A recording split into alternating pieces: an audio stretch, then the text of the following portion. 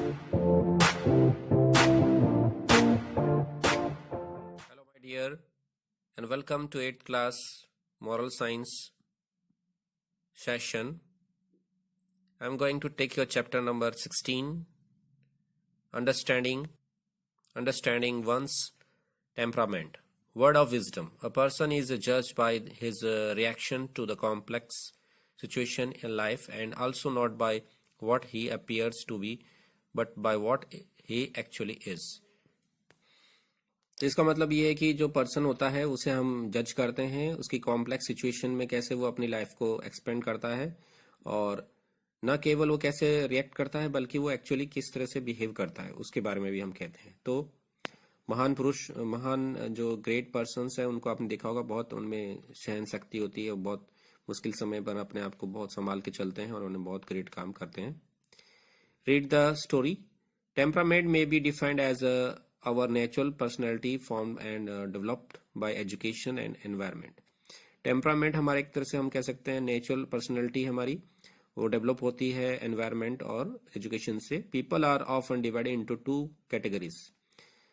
Peoples को हम दो कैटेगरी में डिवाइड कर सकते हैं, इंट्रोवर्ट एंड एक्सट्रोवर्ट। इंट्रोवर्ट जो अपने अंदर ही रहते हैं, अपने बारे में ही सोचते रहते हैं, और एक्सट्रोवर्ट जो होते हैं बाहर काफी अच्छा सबके बारे में सोचते हैं।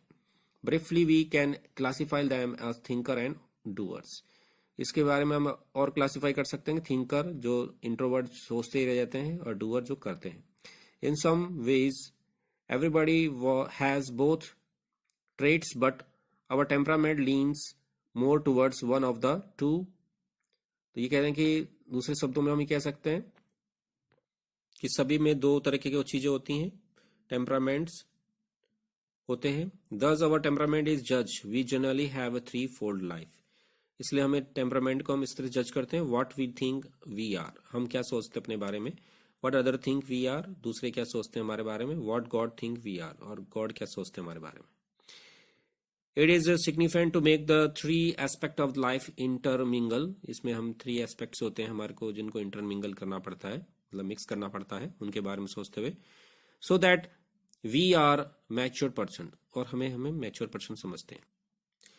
The introvert is a quiet type of a person. He gives the impression of being preoccupied but he is active in his thinking.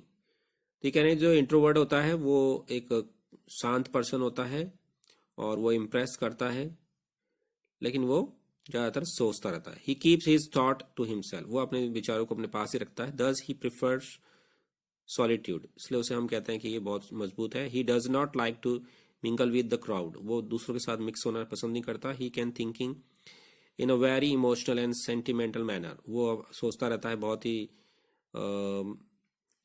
भावुक होकर के।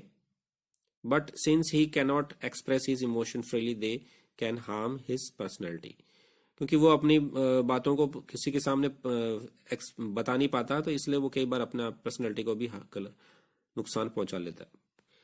इसलिए हम कहते हैं कि जो इंट्रोवर्ट होता है वो बहुत मुश्किल से अपने आप को संभाल पाता है, कोई उसके ऊपर बहुत बड़ा दुख आ जाए तो। जो एक्सट्रोवर्ट होते हैं वो मजबूत होते हैं और वो दुखों से निकल जाते हैं। Advantages and disadvantage. Generally an introvert carries out all his work quietly and his precision. तो ये कहते हैं जनरली जो क्या होता है, इंट्रोवर्ट जो होते हैं अपने वर्क को शांति से करते रहते हैं। He is sympathetic to the problems of the other people, though he find it is very difficult to express them in words. Often great poets, musicians and artists are introvert. They have a strong sense of duty. तो ये कह रहे हैं कि sympathy होती है इनकी दूसरों की प्रॉब्लम के लिए और ये बहुत अच्छी तरह से अपने काम को करते हैं, लेकिन इनके पास में किसी के दुख को बताने के लिए शब्द नहीं होते हैं, क्योंकि ये सोचते जरूर हैं लेकिन बोल नहीं पाते। और ज़्यादातर हमारे जो ग्रेट पोएट हैं, ग्रेट आर्टिस्ट हैं, म्यूजिशियन हैं, सब इंट्रोवर्ट ही थे। उनके पास में बहुत मजबूती से वो अपनी ड्यूटीज को करते थे। An introvert is a very sensitive and irritable. He does not like any kind of outward interference. Introvert बहुत ही सेंसिटिव होते हैं और कई बार हमें बहुत बुरा भी लगता है क्योंकि वो किसी साथ जुड़ते नहीं हैं और इसलिए वो किसी का इंटरफेयर पसंद नहीं करते। He feels lonely and for second, वो हमेशा अकेला रहना चाहते हैं। ही not only feels insecure and inferior. ये केवल ये नहीं कि वो अपने आप को इनसिक्योर समझते हैं या इन्फीरियर समझते हैं, but also is even convinced of it. लेकिन वो अपने आप को एक मतलब एक स्ट्रक्चर में, या हम कह सकते हैं एक किसी करेक्टर में बंद कर रहना चाहते हैं. He distrust people and is very suspicious of new found relationships.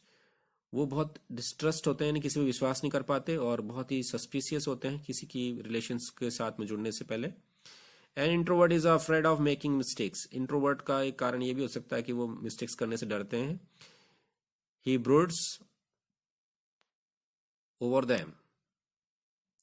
N introvert should learn to stress the positive qualities of his temperament.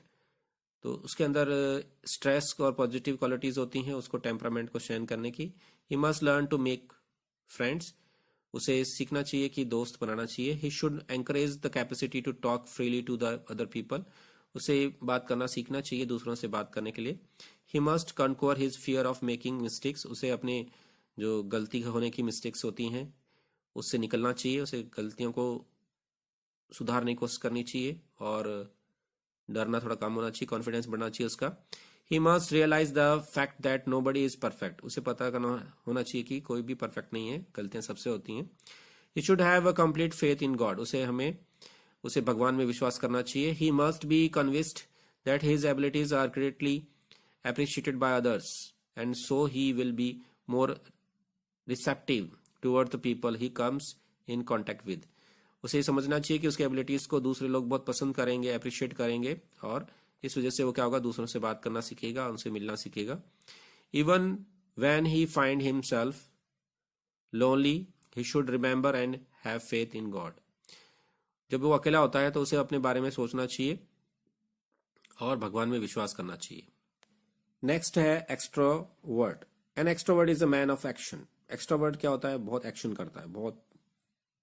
He is very strong wild and ambitious. बहुत strong होता है, उसकी will बहुत power होती है, और ambitious होता है, बहुत महत्वाकांक्षी होता है. He direct his energies towards the achievement and success. वो अपनी एनर्जी को सीधा लगाता है अचीवमेंट और सक्सेस में.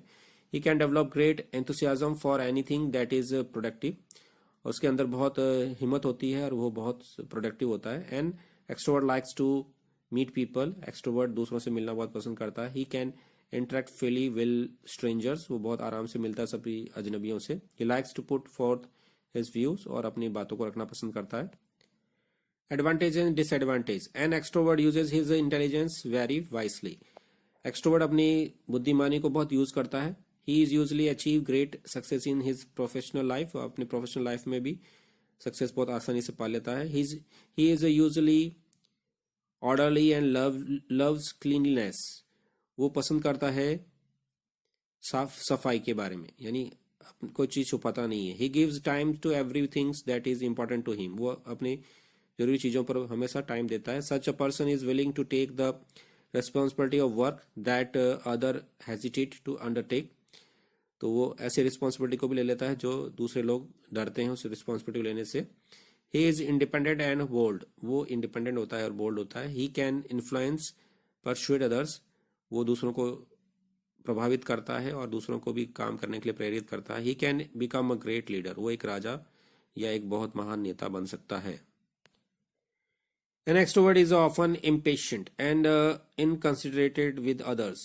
Impatient कह सकते हैं कि बहुत शांति कम रखता है और दूसरों को बहुत ज़्यादा कहते हैं फोर्स भी करने वाला होता है. He does not have the patience for slow learners. उसके पास शांति नहीं होती है, पेशेंट नहीं होता, धैर्य नहीं होता. वो जो धीरे धीरे सीखने वाले होते हैं उनसे बहुत जल्दी चिढ़ भी जाते हैं कई लोग. Often he becomes quite stubborn because he wants everything his own way. यानी कई बार ऐसा हो जाता है कि वो हर चीज को अपनी तरीके से कराना चाहता है और कई बार वो गुस्सा भी हो जाता है. He will bow to his superior but on the other hand he will trample his subordinate.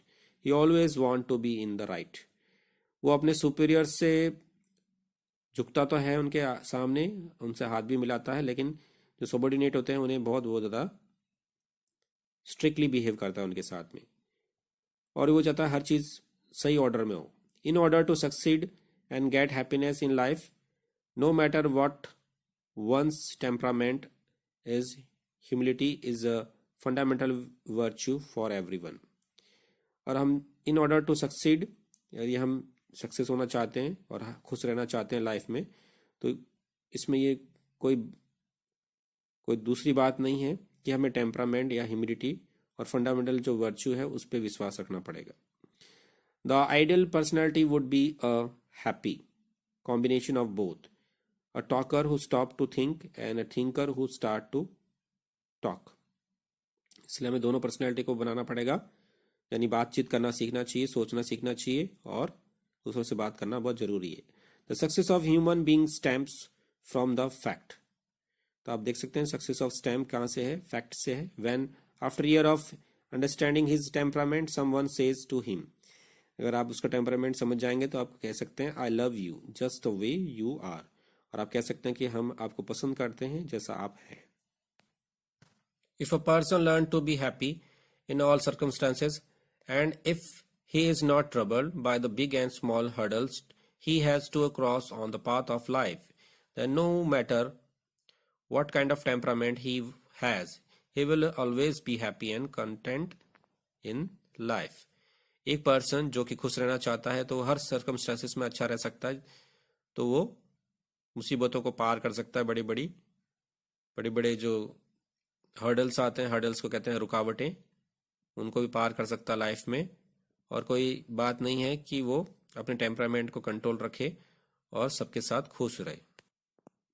The vagabond give to me the life I love. ऐसी लाइफ दो जिससे मैं प्यार कर सकूं. लेट द लेव गो बी माई, और वो मेरे साथ चल सके. Give the jolly heaven above and the byway nigh मी.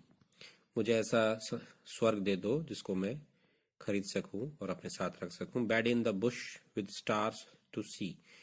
ऐसा बिस्तर दो जिसमें मैं स्टार्स देख सकूं. Bread I dip in the river. मैं रिवर में तैर सकूं और बढ़ सकूं. There is the life for a man like me.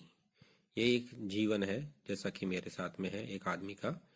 Therefore the life of forever. ये लाइफ पूरे चलती रहती है, कभी खत्म नहीं होती.